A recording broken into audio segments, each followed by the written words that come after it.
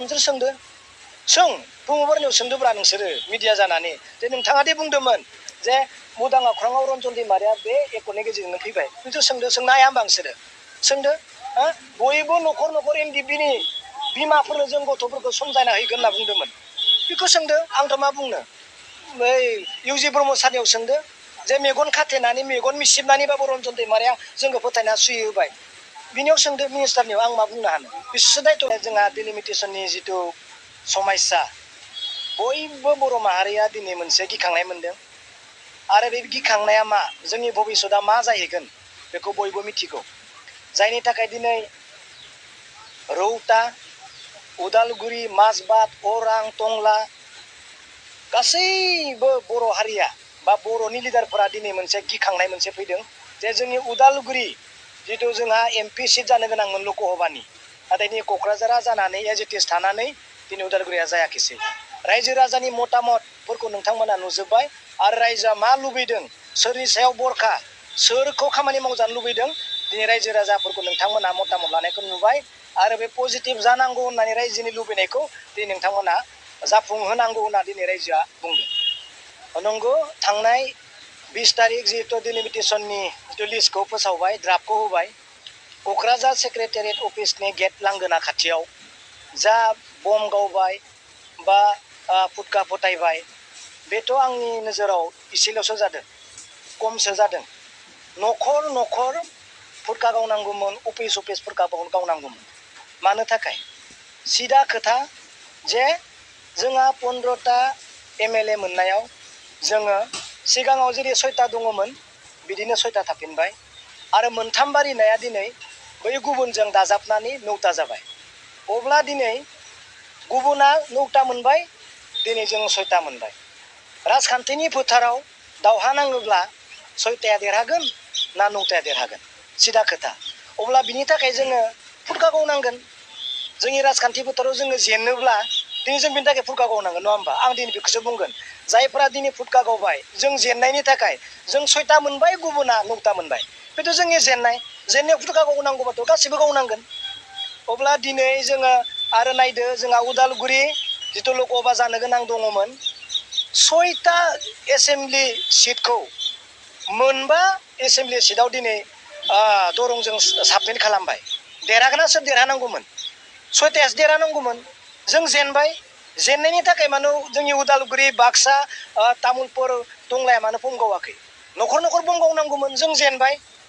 नङा नङा जेनदोंना जेनाखै जोङो 6टाया मोननांगौ दिनै मोनबा जों जेननानै जों थाहैनो गोनां जाबाय बेखौथ' रायजोआ लुबैयाखै मा बुंनो सानो दिनै रायजोआ मोजाङैनो मिथिगौ जे रायजोनि खामानिखौ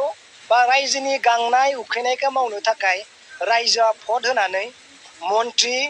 MLA MP बानायनानै हरो नङा होमबा दा सासे हादारन बेक्तिया सासे हादारन रायजोआ दिनै नांगौ होननानै दिनै माबायाव इलेक्सन कमिसनाव बुंहैनो हाया बेखौ मावनांगौ खामानिया सोरनि MPनि MLAनि नङा चिफनि BTC चिफनि दिनै बिनि मावनांगौ खामानिया सोर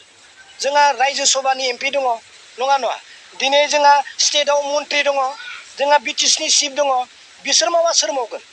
नङा बिसोरसो मावनांगोन दिनै रायजोआ जिखौ लुबैनानै हास्थायनानै दिनै भट होनानै हरबाय बिथांमोना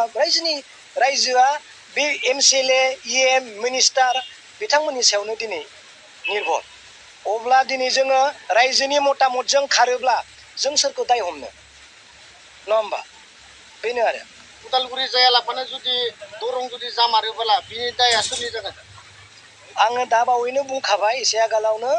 जे मावनांगौ खामानिया अफिसियेलि बियो EM सोरबा चिफ MLA आरो MP आरो मिनिस्टारफोरनि दिनै रायजोआ नांगौ होननानै मिथिखानानैबो जुदि एसेम्बलियाव थाग्रा MLA MPफोरा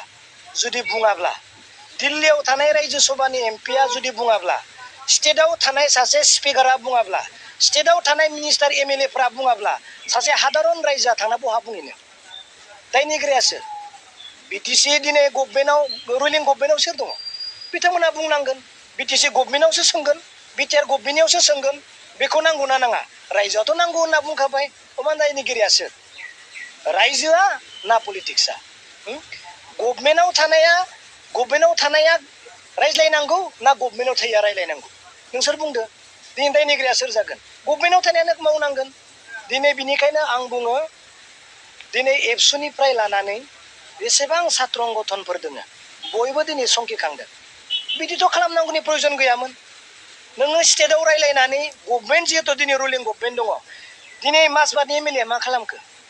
कालाइगावनि एमएलए मा रायलायखो उदालगुरि एमएलए मा खालामखो बै पानेरिनि एमएलए मा खालामखो जायखौ दिनै जोङो देरसिन मासियाव जिरायनानै दङ बिश्वजित दैमारि सार बिथाङासो बिथाङा स्पिकार बिथाङा बयजोंबो सन्मान मोनजानाय सासे व्यक्ति बिथाङा मिथिया नामा उदालगुरिया दिनै लकसभा जानांगौ होननानै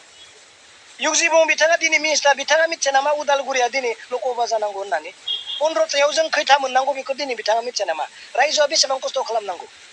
रायजोआथ' खस्थ' खालामगासिनो बयबो दिनै बुंगासिनो गभर्नमेन्टआ मावनांगौ खामानिखौ जों मा बुंबावनो दिनै नोंथांमोना नुदों सिदा खोथा जोङो जेनबाय 15थायाव जों 6था मोनबाय 9थाया गुबुना मोनबाय सिदा खोथा बे जेनबाय जोंनि 6था समस्तिया दरंआव थांबाय मोनबा समस्तिजों डाइरेक्ट सिदा खोथा जों जेनबाय बुंदोंबा मा दंबावो मावदों सरकारा दिनै पजिटिभ जानांगोन रिजाल्टआ पजिटिभ जानांगोन जिथु दाबो सम दं दाबो उदालगुरिया लकसभा जानायनि बेबस्थाया दङ नों जेरैखि जायाबो रायज्लायनानै बेखौ पजिटिभ खालामनांगौ आरो जोंनि बेसेबां बर' रायजो राजा दिनै होजिखावदों दिनै धरना खालामदों बयबो पजिटिभ जानांगौ सिदा खोथा रायजोआ जाय मावनो हाया दायनिगिरिखौ गभर्नमेन्टआ माबाया रायजोआ मिथिखागोन सिदा खोथा थेंक इउ दिनै आङो बुंनाय खोथाखौनो बुंफिननो गोनां जासिगोन दिनै बिटिआर सुक्ति जानायनि उनाव आं मानि थाखाय साबायखर बावनो दिनै 15था एमएलए जानायाव 6था रिजार्भ सिट मोनबाय गुबुना 9था मोनबाय आं बिनि थाखाय साबायखर बावनांगौ नामा दिनै लकसभाया सिटआ मोननै जानांगौमोन मोनसेल' जाबाय जों जेनबाय बिनि थाखाय आं दिनै पिस एकर्ड होनना बुंनांगौ नामा दिनै स्कुल प्रभिन्सियेलाइज जायाखै बिनि थाखाय आं दिनै साबायखर बावनांगौ नामा दिनै सिमाया दासिमबो बारियाखै बिनि थाखाय आं दिनै साबायखर बावनांगौ नामा एनडिबि रन्जनजों लोगोसे गुटै केदारा दिनै गवाखै बिनि थाखाय आं साबायखर बावनांगौ नामा दिनै सासेबो बेकार सेंग्राफोरा सासेबो लाइमोनफोरा सासेबो एनडिफोरा दिनै साख्रि मोनाखै बिनि थाखाय आं साबायखर बावनांगौ मा नङा होमबा बिनि थाखाय आं दिनै पिस एकर्ड होनना बुंनांगौ नामा मावनो गोसो दङ नाथाय मानि थाखाय मावनो हायाखै बयबो मिथिगौ मानो खुगासिया बेनो आरो खोथाया दिनै खावलायदों बयबो बिनि थाखाय एलार्ट जानांगौ फैबाय थानाय समाव जोंनि रायजोआ बयबो लिडारफोर दङ नाथाय गोरोन्थि खालामनो मोननाय नङा बे सिदा खोथा उदालगुरिया बे एमपि सिट जाथारनांगौ सिदा बिनि खोथायाव आङो आगोलबो बुंगासिनो दङ आरो बुंबोगासिनो दङ फ्राय आं एनडिबिनि खोथाखौ बुंबाय थानो गोनां जायो आरो बुंदों सिदा खोथा मानगोनां प्रमद बर'आनो बुंदोंमोन जे बे कर्टनि गेजेरजोंनो रन्जन दैमारियाबो उदां अख्राङाव फैबाय हा दिनै फैदों होनबा नोंसोर सोंदो सों बुंबारनियाव सोंदोब्रा नोंसोरो मिडिया जानानै जे नोंथाङा दि बुंदोंमोन जे उदां अख्राङाव रन्जन दैमारिया बे एकर्डनि गेजेरजोंनो फैबाय नोंसोर सोंदो सोंनो हाया होनबा नोंसोरो सोंदो हा बयबो न'खर न'खर एनडिबिनि बिमाफोरनो जों गथ'फोरखौ समजायना हैगोन होनना बुंदोंमोन बेखौ सोंदो आंथ' मा बुंनो बै इउजि ब्रह्म सारनियाव सोंदो जे मेगन खाथेनानै मेगन मिसिबनानैबाबो रन्जन दैमारिया जोंखौ फोथायना सुयो होबाय बिनियाव सोंदो मिनिस्टारनियाव आं मा बुंनो हानो बिसोरसो दायथ' लादोंमोन दा जों रायजोआथ'